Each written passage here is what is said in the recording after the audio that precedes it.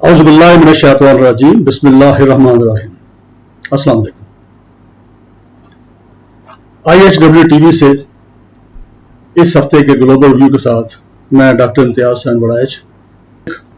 Important जो है मामलात उसके ऊपर आज बात करते हैं। इसराइल और हमास के दरमियान जो लड़ाई जारी है इस वक्त, इसके ऊपर थोड़ी बात करते हैं और क्या ये जो है इसका कोई फ़लस्तीन के फ्यूचर के ऊपर कोई असर पड़ेगा और फ़लस्तीनी जो मसला जो बड़े कई दहाइयों से ज़ेर इल्तवा चला आ रहा है और UN के एजेंडे में भी है, तो क्या उसका कोई हल निकल पाएगा। पाकिस्तान की जो इकानमी है, इसके लिए जो chief of army staff general Asim Munir साहब जो स्टेप्स ले रहे हैं, एफर्ट्स कर रहे हैं, उसके क्या असरात मुरतब होंगे, अभी तक क्या असरात मुरतब हुए और आगे क्या होंगे। इसके साथ साथ जो केयर टेकर चीफ मिनिस्टर हैं पंजाब के, उनकी परफॉर्मेंस और उस्मान बुज़दार साहब जो साबिक CM इलेक्टेड CM थे, उनकी परफॉर्मेंस का थोड़ा तकाबल कर लेते हैं। हमास की तरफ से बड़ा शिद्दत के साथ अटैक किया गया है, एरियल अटैक भी है जिसमें उन्होंने मिसाइल भी दागे हैं और इसके साथ साथ इसराइल को काफ़ी इसके अंदर नुकसान भी पहुंचा है। लेकिन इसराइल भी पिछले कई दहाइयों से वो जब दिल करता है वो फ़लस्तीन का बॉर्डर खोल लेता है, लुबनान का बॉर्डर खोल लेता है, वहाँ पे बम ब्लास्ट करता है, वहाँ पे मिसाइल मारता है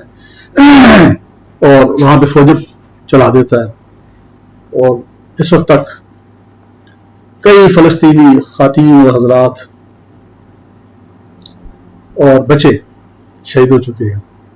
और ये मामला जो है हमारी यूनाइटेड नेशंस के अंदर डिस्प्यूटेड एरिया के तौर पे या एक डिस्प्यूट के तौर पे अभी तक वहाँ पर पड़ा है। और इस वक्त भी आपने देखा कि यूनाइटेड स्टेट्स के प्रेसिडेंट ने, सदर बाइडन ने, उसने खुल के इसराइल की हमायत का ऐलान किया है।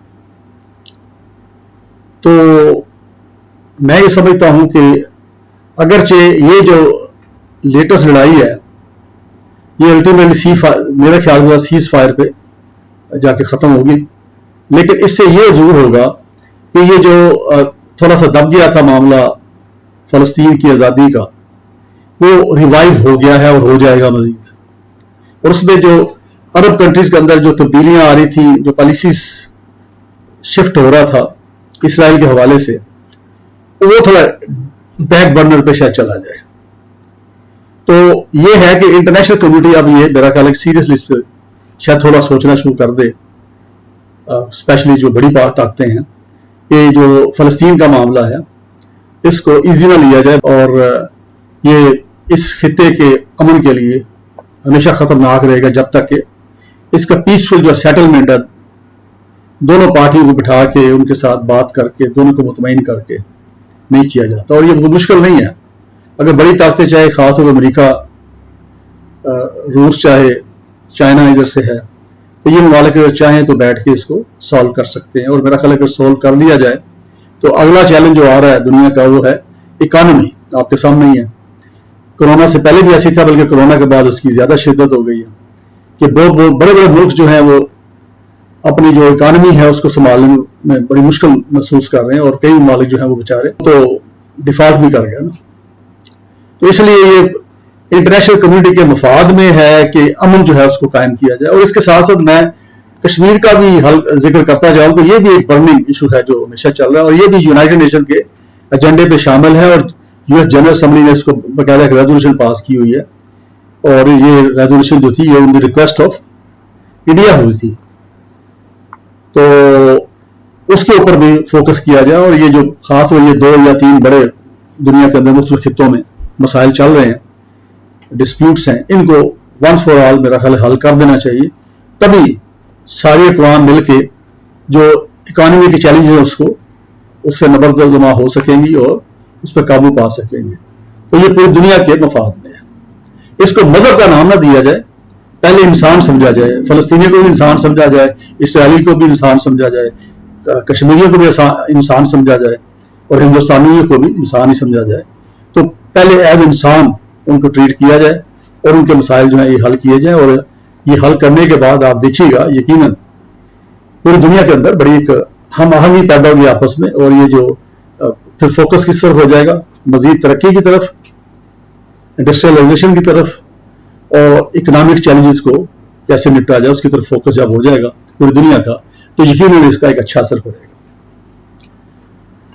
अब पाकिस्तान की जो इकानमी है आपके सामने है, ये बयान करने की जरूरत नहीं है डिटेल, क्योंकि आप देख चुके हैं कि स्टॉक मार्केट क्या पोजीशन है, डॉलर का रेट कितना चढ़ गया पाकिस्तान रुपीस के मुकाबले में। इसी तरह मुल्क के अंदर जो है दीगर जो गैर कानूनी काम शाम होते रहे, जिसमें स्मगलिंग भी है, और आप कह लें टैक्स डेट के अंदर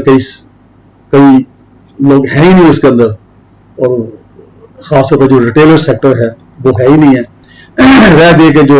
आ चुके हैं उस सेक्टर उस टैक्स डेट के अंदर जिसमें ज्यादा सैलरीड क्लास है,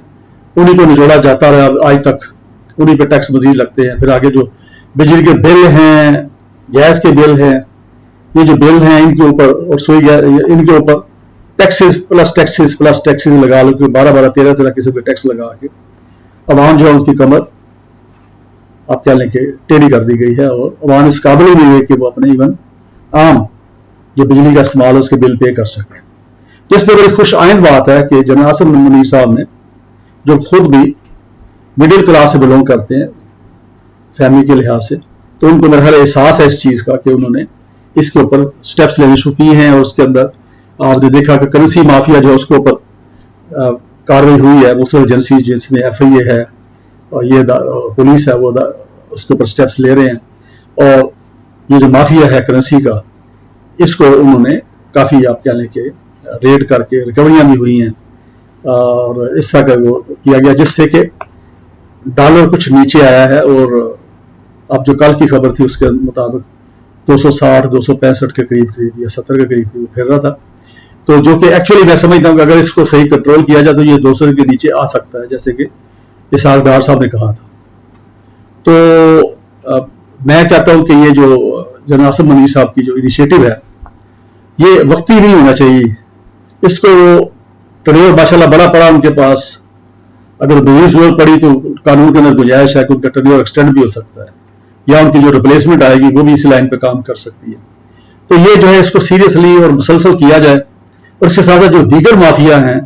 एक चीज जो बड़ी देखने में आई है वो ये है कि आम जो आप कह लें रिटेलर्स हैं या दुकानदार टाइप लोग हैं वो मनमानी करते हैं, रेट सुन के दूध वाले का रेट, परचून फरोश जो है, सब्जी फरोश जो है, गोश्त बेचने वाला, वो किसी जमाने में ये होता था कि वहां पे मजिस्ट्रेट हजरात, जब मजिस्ट्रेट एग्जेक्टिव मजिस्ट्रेट होते थे, वो साथ पुलिस लोगों वालों को लेके तो वो मुख्तलिफ दुकानों पे जाके एक आप कह लें कि फेक या फर्जी गाहक के तौर पे बेचते थे, और वहां पे देखते थे कि जो रेट लिख के उसने लगाया क्या उसी तरह चार्ज कर रहा है कि नहीं कर रहा, तो उसके ऊपर उनको फाइन भी होते थे, गिरफ्तारियां भी होती थी, इससे फिर थोड़ा उनको डर भी होता था। अब जो पोजीशन बन गई है वो ये बन गई है कि उनको पूछने वाले कोई नहीं, आटे का रेट वो अपनी मर्जी से बढ़ाते चले जा रहे हैं, दूध का अपनी मर्जी से बढ़ाते, हर चीज का रेट वो अपनी मर्जी से बढ़ाते चले जा रहे हैं, कोई चेक एंड बैलेंस रहा नहीं। तो मैं जनरल आसिम मुनीर साहब से ये रिक्वेस्ट करूंगा, अगर ये ज्यादती है कि उनके ऊपर ज्यादा बर्डन डाला जाए, क्योंकि ज़ाहिर है उनके अपने फराइज भी हैं अपनी मिलिट्री के हवाले से, फौज के हवाले से, लेकिन चूंकि उन्होंने बीड़ा उठाया और कौम जो है थोड़ा उनकी तरफ देखना शुरू कर दिया है, तो इसके ऊपर भी कोई थोड़ा स्टेप्स लें, और जो लोकल पुलिस है और ये जो असिस्टेंट कमिश्नर वगैरह हैं इनको जो है वो मोटिवेट किया जाए, इनको कहा जाए कि ये जाके रेट लिस्ट से चेक करें और रेट्स का एक्चुअली देखिए। फिर इसी तरह ट्रांसपोर्ट के किराए हैं, बसों के किराए हैं, मतलब पेट्रोल जब रेट बढ़ता है तो वो किराया बढ़ा देते हैं, या पेट्रोल थोड़ा नीचे आता है तो किराया नीचे कोई नहीं आता। तो ये सारी चीजें जो अवाम जिससे ज्यादा परेशान है, और अवाम जो है उनके लिए जिंदा रहना बड़ा मुश्किल हो गया। सच्ची बात है कि वो बच्चों की फीस दें, घर का किराया दें, ये चीजें खरीदें, या बिजली के बिल दें, गैस का बिल दें, क्या करें, किस तरफ जाए, तो हालात बड़े खराब है। तो ये मैं जनरल आसिम मुनीर साहब की जो एफर्ट्स है, उनका जो जज्बा है, जो बाहर लग रहा है कि वो ये चाह रहे हैं कि इसको मामले को थोड़ा सीधा किया जाए, उनमें ताजरों से भी वो मिले हैं, मुख्तलिफ जो कराची के, लाहौर के, इधर उधर के ताजरों से मुलाकात उनकी है। तो मैं समझता हूँ कि वो इसको एफर्ट को जारी करें और रखें, और मजीद इसके ऊपर अमल करें, और इसके ऊपर बल्कि मजीद प्रेशर डालें। اور اس کے ساتھ ساتھ اس کو مزید یعنی ایکٹیویٹ کرے یا مزید اس کے اوپر آپ کے لیے ایکسلریٹ کر دیں. اور اس کے ساتھ ساتھ یہ جو مافیا ہیں مختلف، یہ جو کرپشن میں لوگ انوالو رہے ہیں، اربوں خربوں روپیہ کھا گئے، ملک سے باہر لے گئے، آگے پیچھے لے گئے، ان کا بھی احتساب میں سمجھتا ہوں کہ ضرور کیا جائے اور اس کو انیشیٹ کیا جائے. سپریم کورٹ کے فیصلے کی روشنی میں رستہ تو سیدھا ہو گیا ہے، کیونکہ وہ لوگ جن کو اس میں ایگزمپٹ کر دیا گیا تھا یا امیون کر دیا گیا تھا نیب کے قوانین کے اندر امینڈمنٹ کر کے، تو وہ امینڈمنٹ جو ہے وہ سپریم کورٹ کے آنریبل سپریم کورٹ کے فیصلے سے آپ کہہ لیں کہ نل اینڈ وائڈ کر دیا ہے. تو اب موقع ایسا ہے کہ اس کے اوپر بغیر کسی لحاظ کیے، میں سمجھتا ہوں چاہے وہ پی ٹی آئی کا بندہ ہو، جو پی ٹی آئی کے بندوں کے بارے میں بہت سارے کے بارے میں سنا ہوں، بڑی کرپشن کی ہے، پی ایم ایل این کے لوگ ہوں، پاکستان پیپلز پارٹی کے ہوں، ایم کے ایم کے ہوں، کسی اور پارٹی کے ہوں، اے بی سی جو بھی ہے،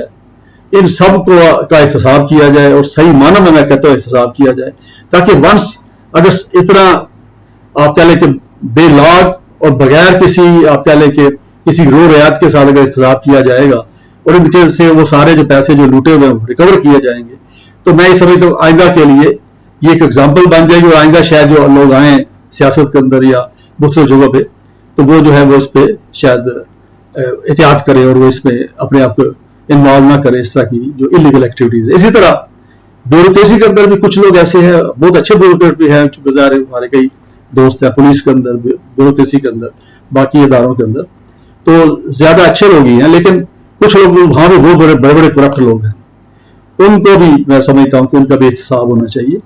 اور ان کو سسٹم کا حصہ نہیں ہونا چاہیے، کیونکہ ظاہر بات ہے جب تک ان کے پاس عہدہ رہے گا، اختیار رہے گا، جب اختیار رہے گا تو ظاہر ہے اس کو مس یوز کر سکتے ہیں. تو ایسے وہ لوگ افسر شاہی کے اندر جو کہ اس کو مس یوز کر رہے ہیں اپنے انٹرسٹ کے اندر، ان کے اوپر ہاتھ ضرور ڈالنا چاہیے. جو محسن نقوی ہیں وزیر اعلیٰ پنجاب، ان کا جو بظاہر جو میڈیا کے اندر یا جس طرح ہم دیکھتے ہیں رپورٹ ہوتا ہے، ان کے میں سمجھتا ہوں ان کے اور عثمان بزدار کا واضح فرق نظر آتا ہے. عثمان بزدار صاحب جو ہے وہ 3.5 سال چیف منسٹر پنجاب رہے، سب سے بڑے صوبے کے چیف منسٹر رہے، اور پہلے دن جو ان کی پوزیشن تھی وہ آخر تک بھی وہی رہی. وہ تو جملے جو تھے وہ اوپنلی پبلک میں بول نہیں پاتے تھے، یہ ان کی کیپیبلٹی تھی. لیکن عمران خان صاحب جو ہیں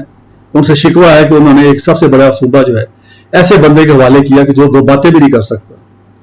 لیکن وہ اس پہ اڑے بھی رہے، ان میں سے کسی اور کو چیف منسٹر کو بنا دیتے تو بہتری ہوتی. شاید جو الزامات لگتے ہیں کہ پوسٹنگ ٹرانسفر میں پیسے چلتے تھے اس زمانے میں، وہ شاید الزامات نہ لگتے. اب یہ جو محسن نقوی صاحب ہیں یہ بیسیکلی چونکہ ہماری برادری کے جرنلسٹ ہیں، لیکن درد دل رکھتے ہیں، جو میرا احساس مجھے ہوا ہے. ورنہ کس کا دل کرتا ہے، کیئر ٹیکر وہ چیف منسٹر ہیں، ان کا کون سا مینڈیٹ ہے، کون سا لمبا عرصہ رہنا، زیادہ 2-4-5 مہینے اور رہ لیں گے، وہ آرام سے انجوائے کریں، ٹائی شائی لگائیں، سوٹ پہنے اور اپنا اے سی کے اندر بیٹھے میٹنگ اٹینڈ کریں، اللہ اللہ خیر اللہ. لیکن کبھی وہ اسپتال کا چکر لگا رہے ہوتے ہیں، وہاں پہ مریضوں کو پوچھ رہے ہیں کہ ایک مریض کو پوچھ رہے ہیں کہ ہاں بھی تم دوائی جو ہے تمہیں ہاسپٹل سے ملی تھی یا بازار سے لائے تھے. پھر وہاں کھینچا بھی تانے بھی کرتے ہیں ان کے جو افسر ہیں وہاں پہ یا ڈاکٹرز ہیں، سینئر ڈاکٹرز. کبھی پولیس تھانے کی حوالات کے باہر کھڑے ہوتے ہیں آئی جی صاحب ساتھ لے کے، اور ایک بندے سے پوچھ رہے تھے کہ تمہارے پر کیا کیس بنا ہوا، کیوں تمہیں اریسٹ کیا گیا. اگر کسی کے اوپر قرضہ ہے جو دے نہیں پاتا تو وہ اس کا بندوبست کر رہے ہیں. اسی طرح مختلف جگہوں پہ پھر رہے ہیں ایکٹیولی، اور یہ نظر آ رہا ہے ایک چیز تو بناوٹ ضرور آ جاتی نا. نہیں واقعی درد دل رکھنے والے آدمی لگتے ہیں وہ، اور وہ جو ہے وہ بھی مڈل کلاس سے بلونگ کرتے ہیں، تو ان کے شاید احساس ہے، کیونکہ ہمارے جو مڈل کلاس سے لوگ اوپر جاتے ہیں وہ 2 طرح کے لوگ ہو جاتے ہیں. ایک وہ ہوتے ہیں جن کو احساس رہتا ہے کہ بھی مڈل کلاس کے مسائل کیا ہیں یا لوئر مڈل کلاس کے مسائل کیا ہیں، تو وہ ان کی اپنے تعین جب ان کو موقع ملتا ہے تو وہ ان کو حل کرنے کی کوشش کرتے ہیں. کچھ لوگ ہوتے ہیں جو مڈل کلاس سے نکلتے ہیں تو وہ ایلیٹ کلاس کا حصہ بن جاتے ہیں، اور وہ ایلیٹ کلاس سے زیادہ بڑے ایلیٹ کلاس کے بن جاتے ہیں، اور ان کو بالکل مڈل کلاس کو بھول جاتے ہیں، بلکہ اپنے رشتے داروں کو بھول جاتے ہیں. جو غریب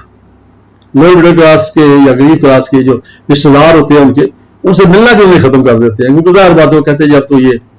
کہاں یہ آئے گا بندہ جو کسی دفتر میں کوئی سپرنٹ لگا ہوا ہے یا ہیڈ کلرک لگا ہوا ہے، اس سے میں کیا ملوں گا؟ تو ان سے ملنے ختم کر دیتے، وہ لائن ہی چینج کر دیتے ہیں۔ تو یہ 2 طرح کے لوگ ہوتے ہیں۔ تو اب مجھے جو محسن نقوی صاحب ہیں، یہ ظاہر ہے کہ مڈل کلاس سے آئے ہیں، اس طرح ہمارے جنرل جو ہے آصف منیر صاحب بھی آئے ہیں، لیکن مجھے لگتا ہے کہ ان کو یاد ہے اپنا بچپن یاد ہے، وہ زمانہ یاد ہے، اور وہ دقتیں، وہ پریشانیاں جو ہوتی ہیں اس کلاس کے اندر وہ یاد ہے۔ تو میں ان کو دونوں کو اپریشیٹ کر رہا ہوں، اور میں محسن نقوی جو ہے میں سمجھتا ہوں کہ ان کو میں یہ کہوں گا کہ آپ یہ کام جاری رکھیں جب تک آپ کے بس میں ہے، اور کوشش کریں کہ عوام کو مسائل حل کریں، جس طرح بھی کوشش آپ کر رہے ہیں، ہسپتالوں میں جا رہے ہیں، تھانوں میں جا رہے ہیں، کچہریوں میں بھی چکر لگائیں آپ، تحصیلداروں کے دفتر کو بھی دیکھیں ذرا کیا پوزیشن ہے وہاں پہ۔ تو اس طریقے سے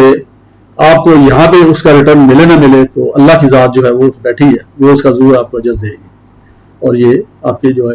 معاملات ہیں اللہ کے سامنے انشاءاللہ تعالیٰ اچھے ہوں گے۔